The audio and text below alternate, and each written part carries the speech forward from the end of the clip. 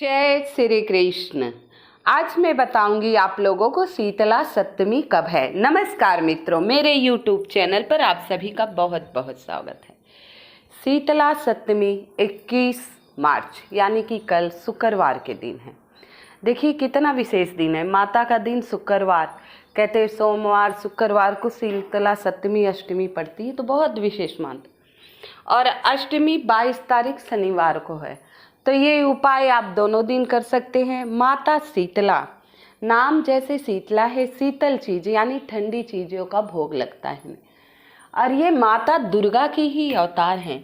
आप कहीं शीतला मंदिर गए होंगे तो देखे होंगे माता शीतला की मूर्ति के पास एक छोटा सा गोदी में माँ बालक लिए बैठी हैं।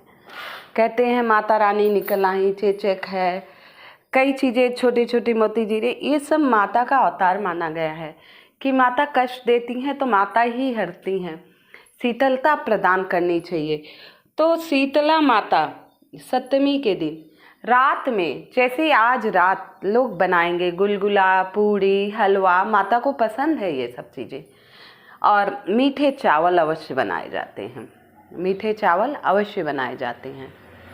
पूजन होता है, कई क्या होता है, छोटी सी कुल्हड़ टाइप पे आते हैं, उसमें मीठे चावल 7-5 भर लेते हैं और चिड़ियों के लिए चुगा लेकर शीतला माता के मंदिर जाते हैं, वहाँ चढ़ाते हैं, माँ को भोग लगाते हैं। इसमें बासी भोजन करने का विधान है, तो इसे बासोड़ा नाम से भी जाना जाता है। हरियाणा में बासोड़ा कहते हैं। तो शीतला माता के पूजन के दिन पहले आज के ही दिन सब बना लेंगे या कल के दिन, सप्तमी अष्टमी दोनों दिन ये उपाय आपको करना है।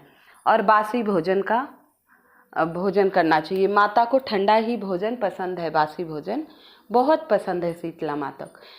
और ये 7 कुल्हड़ों में पका हुआ मीठा चावल भरते हैं, ठंडा रहता है, माता को पसंद है। हलवा बनाते हैं, गुलगुला ले जाते हैं और एक तो पहले माता के आगे रख के भोग लगाते हैं।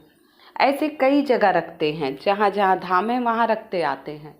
और इसके बाद जोत नहीं जलाई जाती है। माँ को गर्म चीज़ें पसंद ही नहीं है, माँ को सारी ठंडी चीज़ें पसंद हैं। अगर आप जोत जलाते भी हैं तो काफ़ी दूरी पे माता के, कहीं नहीं लिखा है शीतला माता को दीपक जल। हाँ, ठंडा दीपक आप रखाइए, घी भर के रखाइए, ये विधान है। तो शीतला सप्तमी अष्टमी के दिन बासी भोजन, ठंडे भोजन का विधान है। गरम भोजन का भोग माता को नहीं लगता। आप फूल ले जाइए, बूंदी ले जाइए, मिठाइयाँ ले जाइए, जो आपकी मर्जी, चुनरी चढ़ाइए, श्रृंगार के सामान माता रानी को चढ़ाइए। माता रानी के चरणों में श्रृंगार के सामान जितने आपके पास हो सके, 16 सुंदर सी चुनरी चढ़ाइए। नारियल चुनरी हो, मीठे पुए हों, ये सब आप चढ़ाइए। गरम वस्तुएं आपको माता रानी के सामने नहीं चढ़ाना है। धूप है, अगरबत्ती है, माता के पास आपको नहीं जलाना है। धूप, अगरबत्ती ये सब आपको माता के सामने नहीं जलाना है। अगर आप प्रज्वलित करते हैं, आपका दिल नहीं मानता कि पूजा बिना जोत से जैसे, तो काफ़ी दूरी पे जलाना है, माता के पास में नहीं जलाना है। तो ये हो गई बासोड़ा की पूजा की बात। हमें क्या चढ़ाना है? लाल चुनरी अवश्य चढ़ाइए, नारियल चुनरी चढ़ाइए, कलावा चढ़ाइए, श्रृंगार की वस्तुएं चढ़ाइए, फूल, दीप, नैवेद्य, जितना आपका सामर्थ्य है उतने प्रसाद चढ़ाइए, लेकिन ठंडी चीज़ें, ठीक है। कहते हैं माता दुर्गा की अवतार ही माता शीतला रानी है और इनका वास नीम के वृक्ष में माना गया है, नीम के वृक्ष में माना गया है। जब हमारे यहाँ किसी को माता निकलती है तो उसके सिरहाने हम नीम की पत्तियाँ रख देते हैं, बिस्तर पे नीम की पत्तियाँ रख देते हैं, हाथों में सरसों, नमक और नीम बांध देते हैं। इससे शीघ्रता से आराम होता है। अब तो लोग दवाइयाँ लेते हैं, लेकिन दवाई से नहीं, इससे ज़्यादा आराम होता। फिर हम 1 लोटा ठंडा जल भर कर और 7 बार वार के नीम के वृक्ष में डालते हैं। तो शीतला माता की पूजा में 1 लोटा जल तो अनिवार्य है, जल तो आपको ले ही जाना है माँ के चरण धुलने के लिए। और कहते हैं नीम की मिट्टी बहुत विशेष होती है। आप कहीं नहीं जा पा रहे हैं, बासोड़ा आपके यहाँ नहीं हो रहा है, तो आपके आसपास नीम का पेड़ हो, 1 लोटा जल लीजिए, उसमें लौंग डाल लीजिए। लौंग भी माता को बहुत प्रिय है ना। और जाइए नीम के वृक्ष के नीचे, आप थोड़ा सा मीठा गुड़ ले जाइए, रख दीजिए। 1 लोटा जल माँ दुर्गा, माँ शीतला का ध्यान करते हुए, माता शीतला का ध्यान करते हुए उस जल को डालना है।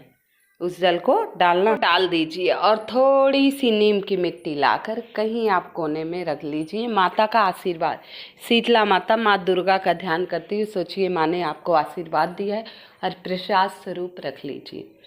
चैत्र मास में शीतला सप्तमी आती है। चैत्र मास में ही नवरात्रि भी आरंभ होने वाली है और चैत्र मास में नीम की पूजा विशेष तौर पे की जाती है, क्योंकि कहते हैं नीम में माता रानी का वास है। चैत्र मास में नीम की पूजा अवश्य की जाती है।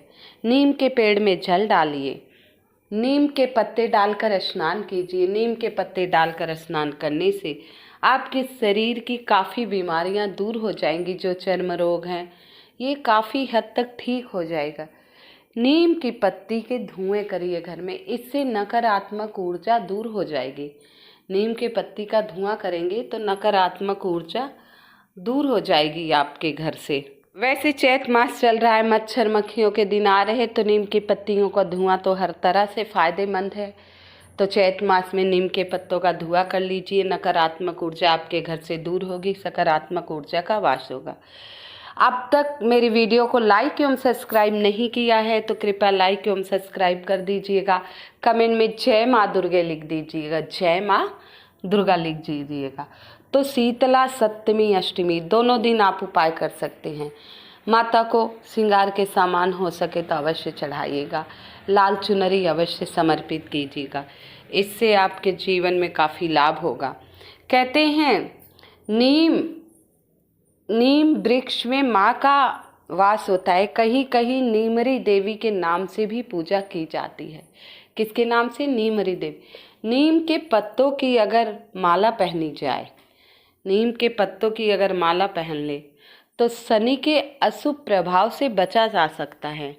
नीम के पत्तों की माला पहनने से शनि के अशुभ प्रभाव से बचा जा सकता है। बहुत विशेष है। और ध्यान रखिएगा, शीतला माता की पूजा कीजिए, जो आपका सामर्थ्य चढ़ाई।